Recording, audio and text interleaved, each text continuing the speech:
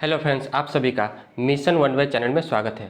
दोस्तों, आज हम लोग भूगोल का क्लास को आगे बढ़ाते हुए आज डे 2 का क्लास है, जिसमें आज हम लोग भारत का सामान्य परिचय पढ़ रहे थे और उसको हम लोग आगे बढ़ा रहे हैं। ठीक है, तो आज भूगोल का ये दूसरा क्लास है, जिसमें चैप्टर 1 पढ़ रहे थे, भारत का सामान्य परिचय। ठीक है, जिन लोगों ने डे 1 का क्लास नहीं देखा है तो उसका लिंक जो है डिस्क्रिप्शन में दे देंगे। डे 1 का क्लास देख लीजिए, जहाँ शुरू से जो है बेसिक लेवल से आप लोग को भूगोल को पढ़ाया गया है। उसके बाद आज का क्लास हम लोग डे 2 शुरू करेंगे उससे आगे। ठीक है, पिछले क्लास में हम लोग पड़ोसी देश पढ़ रहे थे कि भारत का पड़ोसी देश कौन कौन है। तो भारत के यदि हम बात करते हैं तो भारत का जो है 7 पड़ोसी देश जो स्थलीय सीमा के साथ बनाती है, और 2 जो है वो है द्वीप समूह राष्ट्र।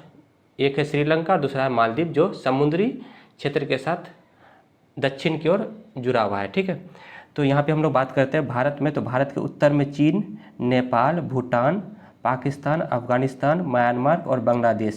तो इस प्रकार जो है 7 ऐसे देश हैं जो भारत के साथ स्थलीय सीमा के साथ वो जुड़ा हुआ है, और 2 ऐसे द्वीप राष्ट्र है जो समुद्र के साथ जुड़ा हुआ है, जो भारत के देश हैं, जो भारत के समुद्री देश के हैं। एक है श्रीलंका, दूसरा है मालदीव। इस तरह से जो है 7 देश जो है स्थलीय सीमा के साथ जुड़ी हुई है, और 2 पड़ोसी द्वीप राष्ट्र हैं, एक है श्रीलंका, दूसरा है मालदीव। ठीक है, यदि हम लोग चित्र में देखें तो भारत का चित्र में देख लेते हैं। ठीक है, इसमें अगर हम लोग देखते हैं तो सबसे पहले पाकिस्तान। देखिए यहाँ पे भारत के साथ स्थलीय सीमा यहाँ से शुरू होता है, और स्थलीय सीमा भारत के साथ इस तरह से जुड़ा हुआ है। आप लोग ध्यान से चित्र में देखेंगे, ये भारत का जो है स्थलीय सीमा है। ठीक है, लास्ट पश्चिम बंगाल में आकर जुड़ जाती है। तो भारत का स्थलीय सीमा यहाँ से जो है आपका क्या होता है कि यहाँ से समुद्री सीमा शुरू हो जाता है। ठीक है, जैसे अगर हम बात करते हैं तो पूरब में आपका क्या है, बंगाल की खाड़ी। ठीक है, और इसके दक्षिण में क्या है, हिंद महासागर, और पश्चिम में क्या है, अरब सागर। तो यहाँ से जो है आपका यदि हम देखें तो ये ग्रीन वाला जो कलर का है, ये आपका समुद्री रेखा के साथ सीमा सजा करती है। ठीक है, तो स्थलीय सीमा के साथ अगर हम लोग देखा जाए तो कौन कौन सा देश आ जाता है, तो पहला आ जाएगा स्थलीय सीमा में, पहला पाकिस्तान। ठीक है, उसके बाद अफगानिस्तान, उसके बाद चीन, नेपाल, भूटान, ठीक है, बांग्लादेश और म्यांमार। ये 7 देश हैं जो भारत के स्थलीय सीमा के साथ सीमा सजा करती है। ठीक है, और दो ऐसे द्वीप राष्ट्र हैं जो भारत के साथ समुद्री सीमा रेखा साझा करती है। एक है श्रीलंका और दूसरा है मालदीव, याद रखिएगा। ठीक है, 2 जो है द्वीप राष्ट्र है, श्रीलंका और मालदीव, और 7 जो है देश हैं जो भारत के स्थलीय सीमा के साथ साझा करती है। ठीक है, चलिए इसको हम लोग और आगे बढ़ाते हैं। अब हम लोग देखते हैं कि भू अवस्थित राज्य क्या होता है। ठीक है, तो भू अवस्थित राज्य को हम लोग देखते हैं। ऐसे राज्य यानी लैंड लोकेट स्टेट कौन कौन से होते हैं, ऐसे राज्य जिनकी सीमा ना तो जल से और ना ही अन्य देश से लगती है, उसे हम लोग भू अवस्थित राज्य कहते हैं। ठीक है, यानी ऐसे राज्य जो अपनी सीमा जो है स्थलीय सीमा के साथ ना मिलती है और ना ही वो समुद्री के साथ मिलती है, उसे हम लोग लैंड लोकेट स्टेट कहते हैं, जो किसी भी अंतर्राष्ट्रीय सीमा रेखा और तट रेखा को स्पर्श नहीं करती है। ठीक है, तो कौन कौन से राज्य हैं, तो 5 राज्य हैं जो भारत का स्थलीय सीमा या समुद्री सीमा के साथ जो है साझा नहीं करती है। ठीक है, एक हो गया हरियाणा, मध्य प्रदेश, झारखंड, छत्तीसगढ़, तेलंगाना। याद रखिएगा, हरियाणा, मध्य प्रदेश, झारखंड, छत्तीसगढ़, तेलंगाना। ये 5 राज्य है जो किसी भी सीमा रेखा को ये टच नहीं करती है, चाहे वो समुद्री सीमा रेखा रहे या फिर स्थलीय सीमा रेखा रहे। तो ये 5 राज्य है जो किसी भी सीमा रेखा को टच नहीं करती है, स्पर्श नहीं करती है। तो यहाँ से क्वेश्चन पूछ सकता है कि कौन सा ऐसा राज्य है जो भारत के समुद्री सीमा या स्थलीय सीमा को स्पर्श नहीं करती है। तो हरियाणा, मध्य प्रदेश, झारखंड, छत्तीसगढ़, तेलंगाना। और 2 यूनियन टेरिटरी है, 2 केंद्र शासित प्रदेश है, एक है दिल्ली और दूसरा चंडीगढ़। ये 2 यूनियन टेरिटरी है जो सीमा रेखा नहीं साझा करती है। यदि हम चित्र में देखें तो आइए चित्र में हम लोग दिखा देते हैं। तो चित्र में देखिए आप लोग, देखिए यहाँ पे एक हो गया दिल्ली, ठीक है, और दूसरा दिल्ली, और एक हो गया चंडीगढ़। तो यहाँ पे चंडीगढ़ भी है यूनियन टेरिटरी। तो 2 ऐसे यूनियन टेरिटरी है जो ना ही स्थलीय सीमा के साथ ये साझा करती है और ना ही समुद्री सीमा के साथ साझा करती है। तो ये दिल्ली और चंडीगढ़, ठीक है। यदि हम राज्य की बात करते हैं तो एक हो गया मध्य प्रदेश जो बीच में है, ये स्थलीय सीमा के साथ जुड़ा हुआ भी नहीं है और समुद्री सीमा रेखा के साथ भी जुड़ा हुआ नहीं। दूसरा हो गया तेलंगाना, तीसरा छत्तीसगढ़ हो गया, ठीक है। उसके बाद आपका था झारखंड, ठीक है। तो मध्य प्रदेश, तेलंगाना, छत्तीसगढ़, ठीक है। उसके बाद आपका हो गया झारखंड और एक राज्य और बचता है जो हम लोग कहेंगे उसको हम लोग हरियाणा, एक यहाँ पे हरियाणा बचा, ठीक है। तो ये 5 राज्य है जो किसी भी सीमा रेखा के साथ भारत का जुड़ा हुआ नहीं है, ठीक है। हरियाणा हो गया, मध्य प्रदेश, तेलंगाना, छत्तीसगढ़ और झारखंड, 5 राज्य हैं जो ना ही स्थलीय सीमा रेखा बनाती है को छूती है और ना ही समुद्रीय सीमा रेखा को छूती है। और 2 हो गया यूनियन टेरिटरी, एक हो गया दिल्ली और दूसरा हो गया चंडीगढ़, ठीक है। तो याद रखेंगे आप लोग, 5 राज्य हो गया और 2 यूनियन टेरिटरी हो गया, ठीक। चलिए आगे अब हम लोग बढ़ते हैं। अब हम लोग बात करते हैं कर्क रेखा के बारे में। कर्क रेखा 23.5 डिग्री उत्तरी अक्षांश कर्क रेखा भारत के बीचों बीच से गुजरती है। यदि हम लोग बात करते हैं भारत के बीचों बीच से गुजरने वाली रेखा को हम लोग कर्क रेखा कहते हैं, जो 23.5 डिग्री उत्तरी अक्षांश रेखा है, ठीक है। कर्क रेखा 8 राज्यों से होकर गुजरती है। कौन कौन राज्य हो गया? गुजरात, राजस्थान, मध्य प्रदेश, छत्तीसगढ़, झारखंड, पश्चिम बंगाल, त्रिपुरा और मिजोरम। ये 8 राज्य हैं जिससे कर्क रेखा गुजरती है और एक देश है जिससे वो गुजरती है। यदि हम बात करते हैं हमारे पड़ोसी देश जिसका नाम है बांग्लादेश, बांग्लादेश से जो है भारत कर्क रेखा गुजरती है, ठीक है। तो कर्क रेखा सर्वाधिक लंबाई मध्य प्रदेश से और सबसे कम लंबाई जो है राजस्थान को छूती है, ठीक है। कर्क रेखा हमारे राज्य झारखंड की राजधानी रांची से होकर गुजरती है। कर्क रेखा जो है हमारे एक पड़ोसी राज्य जिसका नाम है झारखंड, उसके राज्य की राजधानी रांची से होकर गुजरती है। तो एग्जाम में पूछेगा कर्क रेखा जो है किस राज्य की राजधानी से गुजरती है, तो झारखंड के राज्य की राजधानी रांची से होकर गुजरती है, ठीक है। तो आप लोग याद रखिएगा ये कर्क रेखा हो गया इस तरह से, ठीक है, जो 23.5 डिग्री उत्तरी अक्षांश है। गुजरात, राजस्थान, मध्य प्रदेश, छत्तीसगढ़, झारखंड, पश्चिम बंगाल, त्रिपुरा, मिजोरम और यहाँ पे जो है आपका बांग्लादेश, ठीक है। यदि हम चित्र में देखें तो चित्र में देखते हैं तो ये जो रेखा दिखाई दे रहा है आप लोग को, ये कर्क रेखा है, ठीक है। आप लोग चित्र के माध्यम से अधिक स्पष्ट होता है। ये कर्क रेखा है जो कितना डिग्री उत्तरी अक्षांश है? ये 23.5 डिग्री उत्तरी अक्षांश रेखा है, ठीक है। और कर्क रेखा देखिए गुजरात, पहला गुजरात हो गया और ये राजस्थान का कुछ एरिया को यहाँ पे टच कर रहा है, ठीक है।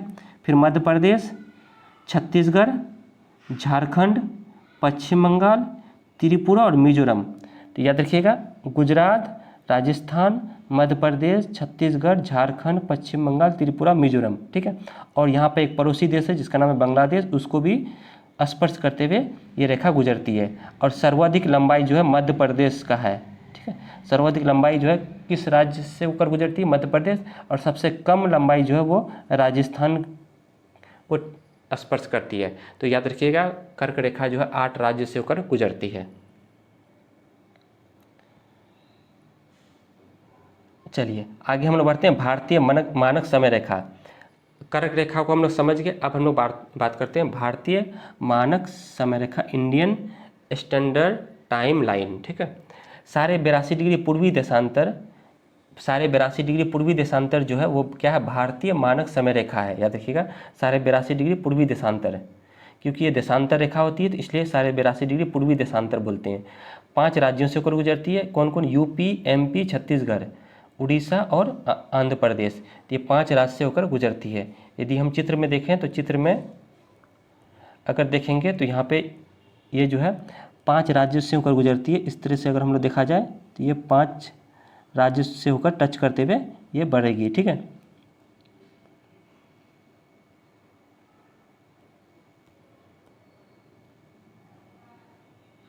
इस तरह से जो है ये गुजरती है, ठीक है।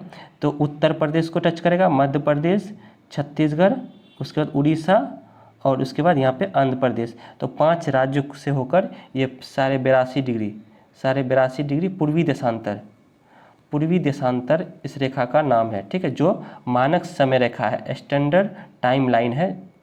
और ये ग्रीनविच लंदन के ग्रीनविच से जो है 82.5 डिग्री पूर्वी देशांतर है, इसलिए हम लोग इसको 82.5 डिग्री पूर्वी देशांतर कहते हैं। 5 राज्यों से होकर गुजरती है। अब इसको हम आगे और बढ़ते हैं। भारत का मानक समय रेखा इलाहाबाद यूपी के निकट मिर्ज़ापुर नैनी शहर से होकर गुजरती है। इसको याद रखिएगा, भारत का जो मानक समय रेखा है वो इलाहाबाद यानी यूपी के निकट मिर्ज़ापुर नैनी शहर से होकर गुजरती है। ठीक है। यदि हम बात करते हैं STD मानक समय रेखा 7.5 डिग्री 30 मिनट का गुणांक होता है। कैसे?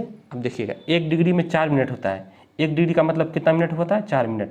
तो 30 डिग्री का मतलब कितना हुआ? 4 गुना 30 बराबर 120 मिनट का मतलब हुआ 2 घंटा।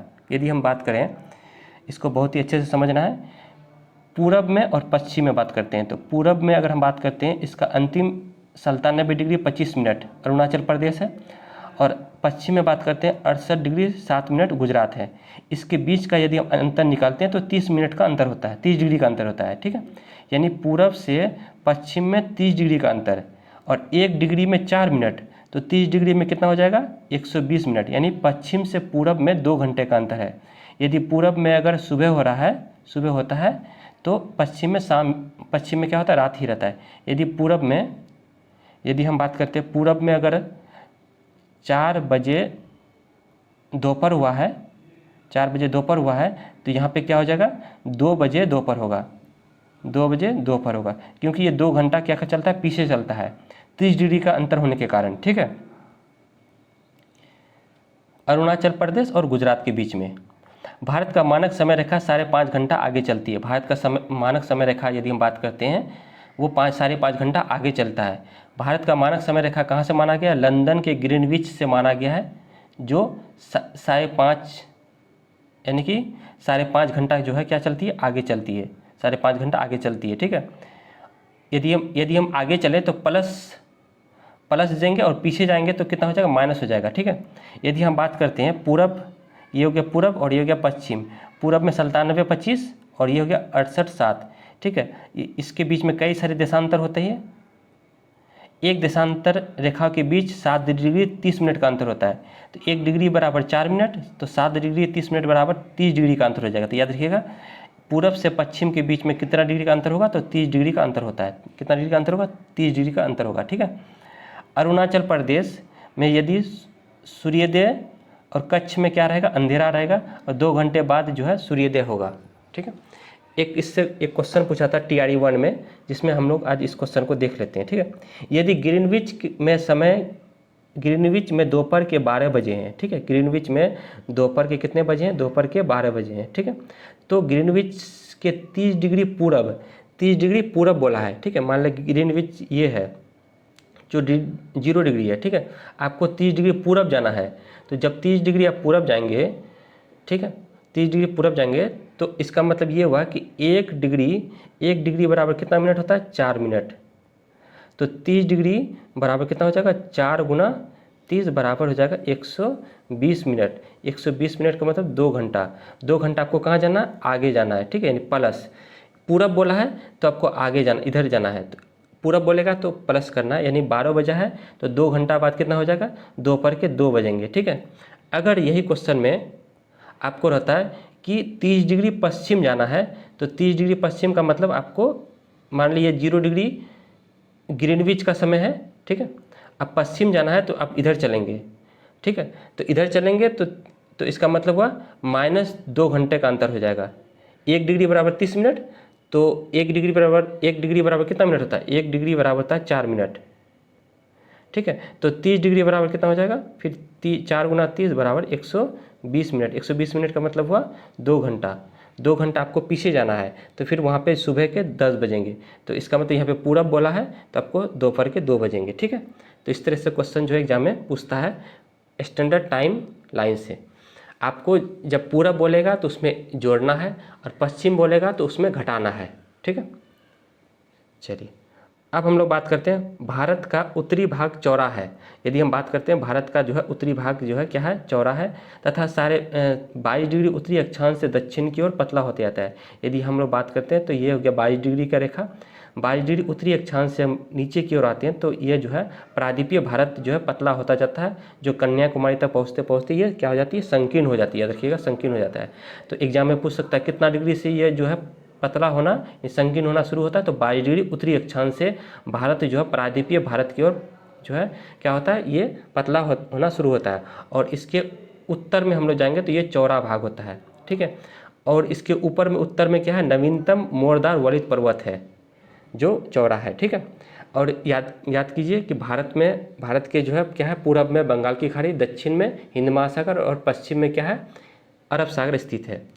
चलिए यहाँ तक कोई दिक्कत नहीं। अब हम लोग बढ़ते हैं आगे। सार्क, भारत जो है एक सार्क का सदस्य है। सार्क का अगर पूरा नाम पूछे तो south Asian association for regional cooperation, यानी कि south Asian association for regional corporation. इसको याद रखिएगा, कभी कभी एग्जाम में सार्क का पूरा नाम पूछ देता है, ठीक है। सार्क में कुल कितने सदस्य हैं, तो सार्क में कुल 8 सदस्य हैं। कौन कौन है, भारत, पाकिस्तान, बांग्लादेश, श्रीलंका, नेपाल, भूटान, मालदीव और अफगानिस्तान। ये जो है आपका 8 सदस्य हैं जो सार्क के हैं। उसमें से एक कौन सा है, भारत है, ठीक है। तो भारत जो है सार्क का एक सदस्य है। भारत, पाकिस्तान, बांग्लादेश, श्रीलंका, नेपाल, भूटान, मालदीव और अफगानिस्तान। तो ये जो है आपका 8 देश है जो भारत जो सार्क का क्या है, सदस्य है, ठीक है। इसमें चीन नहीं है, याद रखिएगा। इसमें कौन सा देश नहीं है, सार्क, चीन जो है सार्क का सदस्य नहीं है। ये याद रखिएगा, चीन जो है सार्क का सदस्य नहीं है। तो एग्जाम में पूछ सकता है कि इनमें से कौन सा ऐसा देश है जो सार्क का सदस्य नहीं है, तो वो चीन जो है सार्क का सदस्य नहीं है, ठीक। एक बार हम चित्र में भी देख लेते हैं। चित्र में हम लोग देखें तो चित्र में अगर यदि हम देखें तो पाकिस्तान हो गया, अफगानिस्तान, नेपाल, भूटान, फिर म्यांमार, बांग्लादेश और यहाँ पे श्रीलंका और मालदीव। ये जो है आपका 8 देश है जो सार्क का क्या है, सदस्य है, ठीक है। तो ये सार्क का सदस्य है।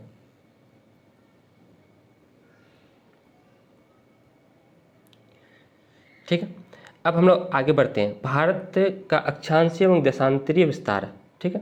तो भारत का अक्षांशीय एवं देशांतरीय विस्तार जो है 30 डिग्री है। भारत का यदि हम बात करते हैं तो अक्षांशीय मतलब हुआ कि अक्षांशीय का दक्षिण बिंदु 8 डिग्री 4 मिनट और उत्तरी बिंदु 37 छोर, इसके बीच में कितना डिग्री का अंतर होता है, 30 डिग्री का अंतर होता है, ठीक है।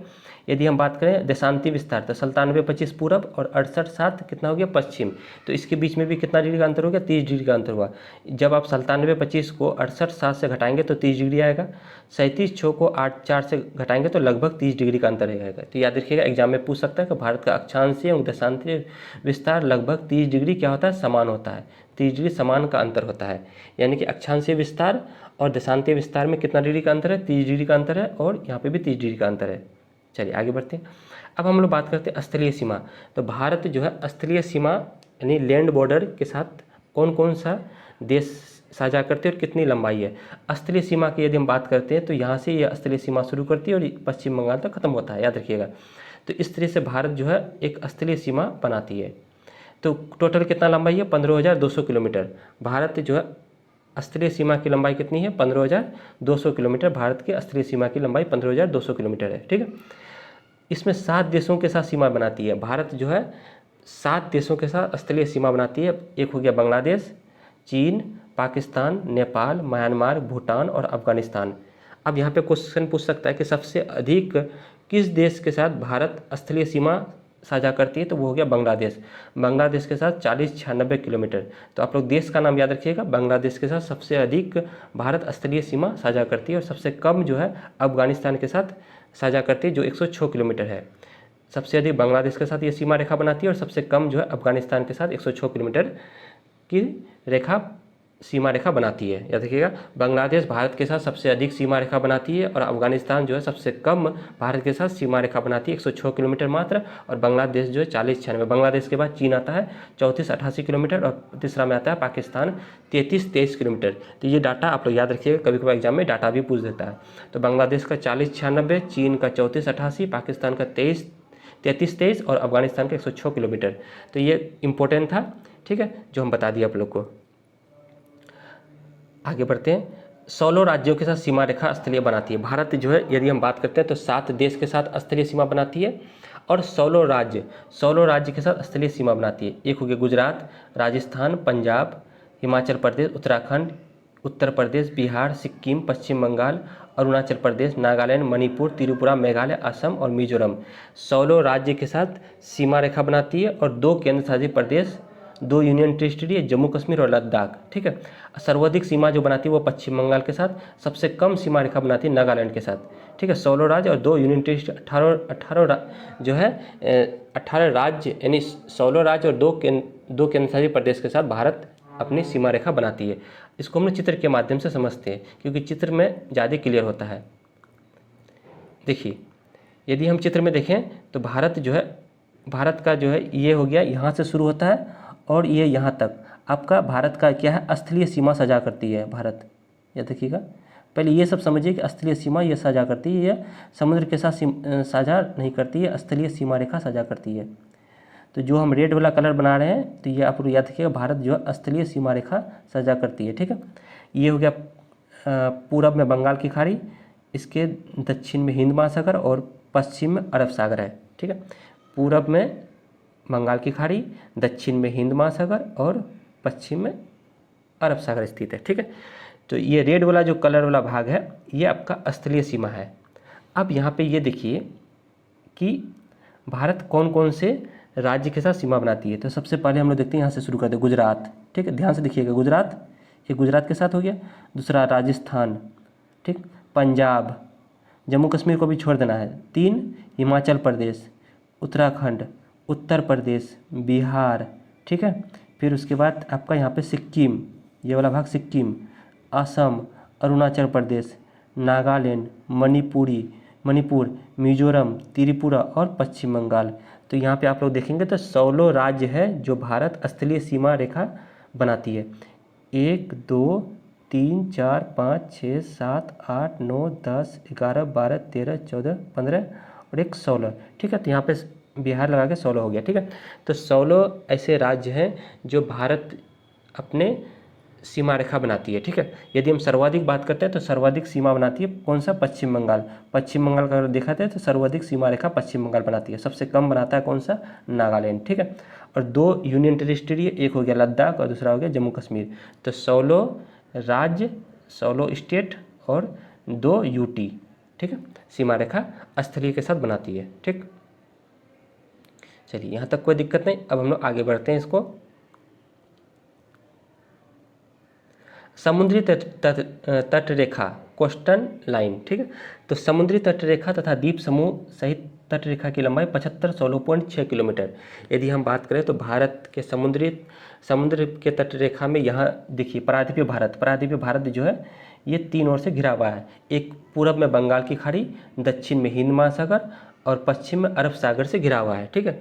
इसके बीच में कई सारे द्वीप समूह है, जैसे यहाँ पे है अंडमान निकोबार द्वीप समूह, यहाँ पे लक्षद्वीप, ठीक है, और कई सारे जो है छोटे छोटे द्वीप समूह हैं। अगर टोटल पूछे एक समुद्री तट रेखा और द्वीप समूह सहित तट रेखा की कुल लंबाई कितना हो जाएगा, 75 16.6 किलोमीटर। याद रखिएगा 75 16.6 किलोमीटर तट रेखा और द्वीप समूह लगाकर, ठीक है। अगर केवल मुख्य की जलीय सीमा रेखा पूछे, केवल अगर मुख्य जलीय सीमा रेखा की पूछे, यानी ये वाला भाग पूछे, तो ये वाला आपका हो जाएगा 6100 किलोमीटर, द्वीप समूह छोड़कर, ठीक है। तो एग्जाम में जैसा क्वेश्चन पूछेगा वैसा आंसर देना है। एग्जाम में अगर पूछा कि जलीय तटीय सीमा रेखा बोलेगा तो 6100 किलोमीटर में टिक मारना है, और समुद्र तट रेखा और द्वीप समूह जब जोड़ देगा तो 75 16.6 किलोमीटर आपका हो जाएगा, ठीक है। यदि हम देखें तो 9 राज्य के साथ ये सीमा रेखा बनाती है। समुद्री तट रेखा जो ये है 9 राज्यों के सीमा बनाती है। एक गुजरात, ठीक है, यहाँ पे गुजरात, फिर महाराष्ट्र, फिर उसके बाद यहाँ पे गोवा, कर्नाटक, केरल, तमिलनाडु, आंध्र प्रदेश, उड़ीसा, पश्चिम बंगाल। तो यहाँ तक जो है 9 राज्य के साथ जो है सीमा रेखा बनाती है, जो समुद्री तट रेखा के साथ बनाती है। सर्वाधिक सीमा गुजरात के साथ, सबसे कम जो बनाती है वो गोवा के साथ बनाती है। और 4 यूनियन टेरिटरी के साथ सीमा रेखा बनाती है। कौन कौन हो गया, एक हो गया लक्षद्वीप, पुदुचेरी, दादरा और नगर एवं दमन व द्वीप, और अंडमान और निकोबार द्वीप समूह। तो 4 यूनियन टेरिटरी और 9 जो है राज्य के साथ सीमा बनाती है समुद्र के साथ। अगर हम लोग चित्र में देखें तो चित्र में आइए देख लेते हैं। भारत के चित्र में देखते हैं। देखिए ये आपका कलर कर देते हैं इसको हम। ये आपका हो गया, यहाँ से अगर हम बात करें तो ये आपका समुद्री तटरेखा वाला क्षेत्र है जो समुद्र के साथ ये जुड़ा हुआ है, भारत का प्रायद्वीपीय भारत। ठीक है, यहाँ तक आपका जुड़ा हुआ है। ठीक है, भारत का आपका यहाँ तक जो है जुड़ा हुआ है, यहाँ से लेकर यहाँ तक आपका जो है भारत का समुद्री तटरेखा वाला जुड़ा हुआ है। जिसकी हम लोग बात करते हैं तो पूरब में आपका बंगाल की खाड़ी, ठीक है, दक्षिण में आपका हिंद महासागर और पश्चिम में आपका अरब सागर से ये भारत का प्रायद्वीपीय भारत जो है घिरा हुआ है।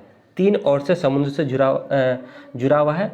बंगाल की खाड़ी, हिंद महासागर और अरब सागर से जुड़ा हुआ है। ठीक है, बंगाल की खाड़ी पूरब में है, हिंद महासागर दक्षिण में है और अरब सागर किधर है तो ये आपका पश्चिम में है। तो याद रखिएगा इस सब भी। तो प्रायद्वीपीय भारत जो है 3 ओर से समुद्र से घिरा हुआ है, बंगाल की खाड़ी, हिंद महासागर और अरब सागर से घिरा हुआ है। यदि हम बात करें कि ये समुद्री तटरेखा वाला जो है इसकी लंबाई कितनी है, तो इसकी लंबाई यदि हम बोले तो 6100 किलोमीटर है। याद रखिएगा इसकी लंबाई कितनी है, 6100 किलोमीटर। यदि हम द्वीप समूह लगा दें तो टोटल द्वीप समूह लगा के कितना हो जाएगा, 7516.6 किलोमीटर। तो द्वीप समूह लगा के 7516.6 किलोमीटर हो जाएगा। और आपका केवल अगर प्रायद्वीपीय भारत के साथ सीमा रेखा पूछेगा तो वो 6100 किलोमीटर हो जाएगा। ठीक है, चलिए अब हम लोग आगे बढ़ते हैं।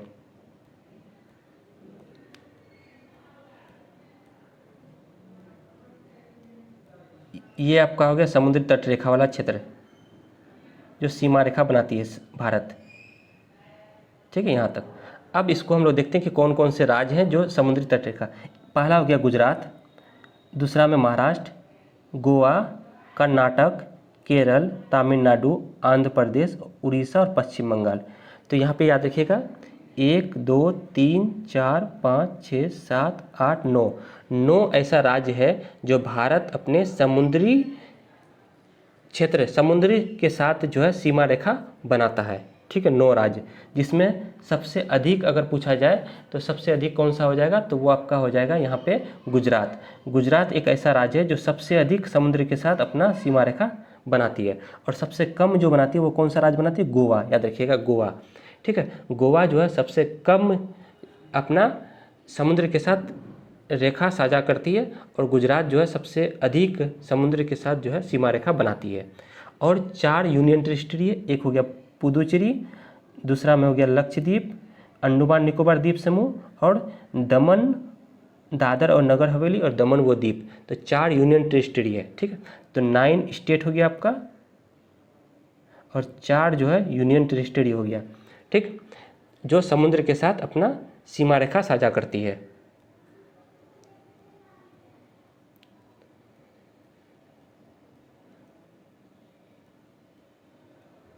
अब हम लोग बात करते हैं भारत का जल क्षेत्र। भारत का कहाँ तक जल क्षेत्र है और उसका जो है कहाँ तक उसका अधिकार है, तो इसके बारे में हम लोग बात करेंगे। इसमें क्या होता है, भारत का जल क्षेत्र को नोटिकोल के द्वारा दर्शाया जाता है। तो एक नोटिकोल बराबर 1.852 किलोमीटर होता है, लगभग 1.8 किलोमीटर माना जाता है। भारत का जल क्षेत्र को हम लोग 3 भागों में बांटते हैं। भारत का जल क्षेत्र को हम लोग कितने भागों में बांटेंगे, 3 भागों में बांटते हैं। इसको याद रखिएगा आप लोग। प्रादेशिक जल क्षेत्र बोलते हैं, संलग्न जल क्षेत्र और अनन्य आर्थिक क्षेत्र, कोस्टल ओशियन जोन, कॉन्टिजिनियस जोन और एक्सक्लूसिव इकोनॉमिक जोन EEZ। तो भारत का जल क्षेत्र जो है तीन जो है प्रकार से बांटा गया। एक प्रादेशिक जल सीमा, संलग्न क्षेत्र, अनन्य आर्थिक क्षेत्र। यदि हम बात करते हैं प्रादेशिक जल सीमा, जो तटीय सीमा रेखा यानी समुद्र का जो तटीय सीमा रेखा से वहाँ से जो लेकर 12 नॉटिकल तक होता है। ठीक है, जैसे यहाँ पे अगर हम बात करें तो ये आपका प्रायद्वीपीय भारत का सीमा रेखा है। ठीक है, तो यहाँ से ये जो है यहाँ तक अगर हम बात करते हैं तो 12 नॉटिकल के बराबर है और 1 नॉटिकल को हम लोग 1 समुद्री मील भी कहते हैं। तो ये वाला आपका क्षेत्र जो कहलाएगा, ये वाला आपका क्षेत्र कहलाएगा, तो ये वाला आपका क्षेत्र कहलाएगा प्रादेशिक जल सीमा, जो सीमा रेखा से कितना है, 12 समुद्री मील तक है।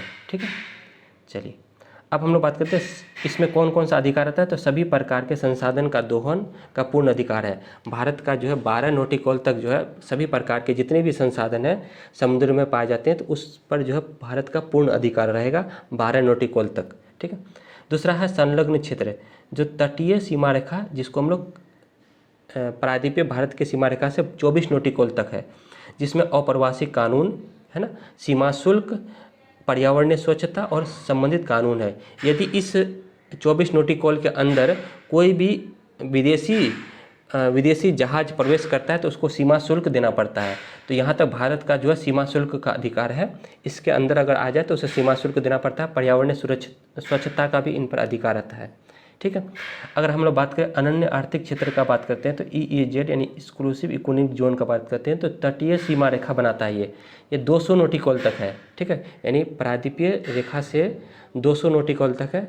यहाँ तक कौन कौन आता है तो इसमें आ जाएगा सागरीय जल शक्ति, सागरीय संसाधन, जीवों का संरक्षण करना, खनिज संपदा, यानी जो भी यदि खनिज संपदा समुद्र के अंदर से निकलता है 200 नॉटिकल तक के भीतर तो वहाँ पे जो है उसका भारत का अधिकार होगा, ठीक है।